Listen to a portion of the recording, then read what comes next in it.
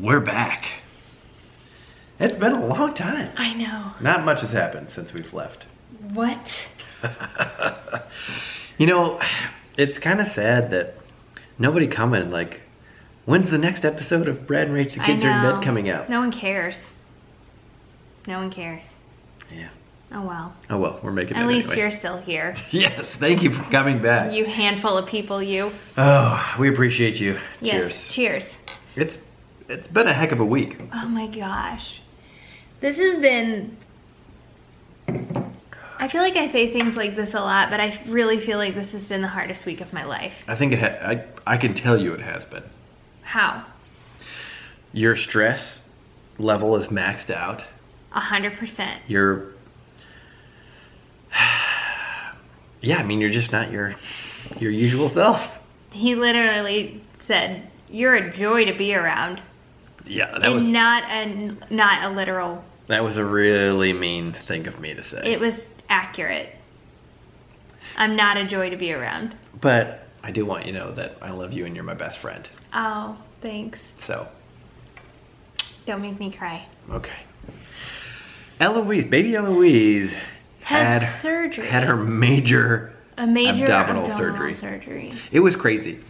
It was awesome. She also hit a sleep regression. Oh yeah. I'm almost certain it's unrelated to the surgery. Yeah, I think so too. I think she's been such a champ with the surgery. Yeah, I know. And in the first few days after her surgery, she slept really well. And the first few days before it too. Or the last few days before it, I should say. But yeah. But this is all about our experience with having a 5-month-old be admitted into the hospital, having a major surgery on her kidney, and all the recovery that we've gone through so far. Right. So the procedure was done. Shout out to the Mizzou Women's and Children's Hospital. They were amazing. Mm-hmm. Which I think we're gonna make a donation. We should. Yeah. It was an amazing experience because of them.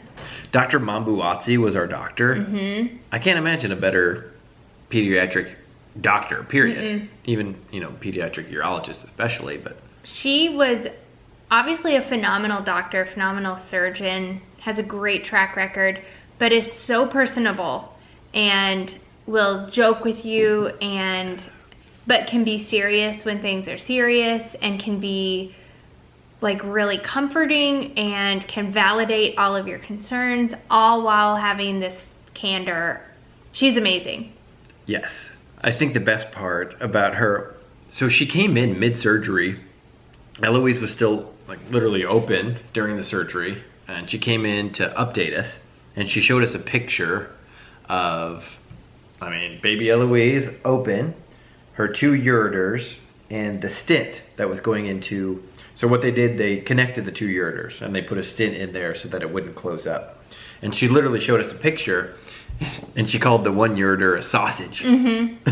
She came and told us everything went well, and I'm sure it was probably her resident that at the time was sewing Eloise back up. But she also came in before that. She came in maybe an hour and a half into the surgery, which is how long it took to get everything set up, ready to go, and they put the stent in her kidney, I guess, before they even started. After they did that, before they actually made the incision, she came and updated us that part of the surgery had gone well. So really good experience. And we told her about all of you guys and how you were praying for her and for baby Eloise. It's interesting because since this was a condition that they found in utero, both of us met with her while I was still pregnant with Eloise. And at that point, we didn't know if she was a boy or a girl. And we weren't finding out. But when we met with her that very first time, do you remember talking about this? We were like, well, we know that hydronephrosis as a condition is much, much more common in boys. And she said, yeah, but this type, the cause of this type of hydronephrosis could be either one. Mm-hmm. And she would not put And she didn't look money at the on either gender. one. She didn't look at the gender. She didn't know. No. So it made me excited again about finding out the gender, that conversation with her. But it also, I was sure that we were having a boy. And then after that conversation, I was like, maybe it is a girl. So maybe I would have been even more shocked had we not talked to her about that. Yeah, I didn't even think about that. I No. forgot about that. Yeah. So we met her then, and then we met her, well, we met back up with her when Eloise was 6 weeks old. Yeah, that sounds right. And then again a When she month was or about two 11 after pounds. that. Yeah, whenever she was 11 pounds, so. And then again in January. Mm-hmm. And so at one of those appointments, we determined that she was going to need surgery, and everything went from there. But the testing leading up to determining she needed surgery wasn't fun either.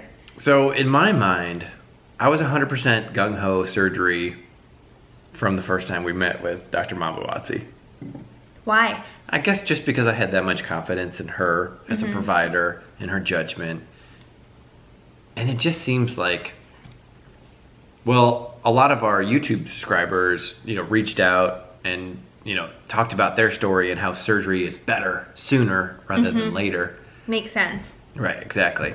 So, I don't know, I just never really doubted her. And I think she's such a good doctor that she made the whole thing sound like, or feel like a conversation that we were having, and she made it seem like it ultimately was up to us, which it was. So it's interesting though, you weren't there for the appointment I just took her to on Tuesday for her follow-up. Right. The whole time she was talking about the surgery, she was like, this is probably going to be beneficial to Eloise. However, we can just watch this if you want to, if you're not comfortable with the surgery. And so she kind of left it in our hands, which made it really hard. And she acknowledged that that does make it really hard when they're not saying you need surgery to survive. You have to kind of weigh the risks and benefits and decide if you feel like you should do the surgery. So anyway, it was a tough decision. But then we were I needed to sign the consent form to have the stent removed, which is a way bigger ordeal than I thought it was going to be. Oh, really? Yeah, I didn't realize it was going to feel exactly like the initial surgery. So I had to sign the consent form, and she was describing the procedure, and she's like, there's a stent in there, we need to remove it. You can opt to not remove it, but that's not the right thing to do. We need to get the stent out.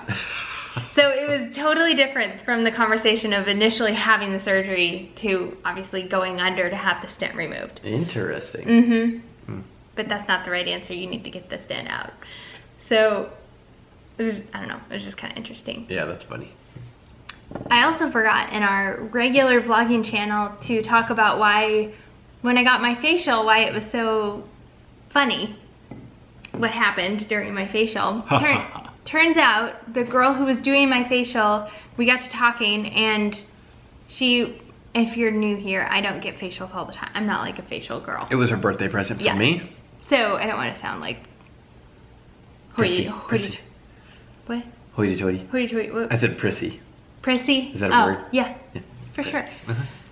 So the girl that was doing my facial, as we were talking, it turns out she has a young son. She had a young son who had surgery by Dr. Mambuatsi the month before. And it's a small world after all. I just thought that was very interesting. I mean, she's literally the only pediatric urologist in... Probably in Missouri. Well, there's probably one at Barnes up in St. Oh, Louis. yeah, that's true. I'm sure, Maybe I don't know if somebody there's in one in Kansas Kansas City, but... Yeah. She said she has people coming from northern Arkansas to see her. Like 6 hours drive. Yeah. So it was just really neat to have somebody to talk to during a time I was de-stressing. Yeah, so what was your feelings? So like the night before, did you really think about it? Or were you... No, surprisingly I did really well at blocking out that it was even happening right up until really the morning of. And then after we gave her to the nurse that took her back to anesthesia, I lost it. you cried. I did. But not I much. like watched her walk down the hallway. I wouldn't say that you lost it. No, I cried basically all the way to the waiting room. And then once we got settled in the waiting room, I was okay. Yeah. It was like all business. Yeah, I think you did really well. Thanks.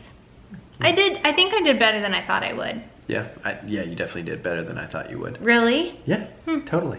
Interesting. I think, we just tried to keep busy and... It took a long time. Yeah. And like they said they would keep updating us on the screen, which they kind of did, but the updates were really generic. They obviously were like clicking on from a list of things, saying, your child is doing well. Right.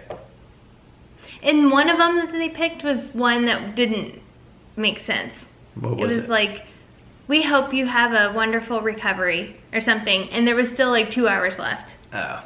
So yeah, that was like the actual surgery experience. And then from that point on, we were able to go to her when she was in recovery. I was anyway. They only allow one person. And of course it was going to be me. So what do you think was the worst part of the whole ordeal?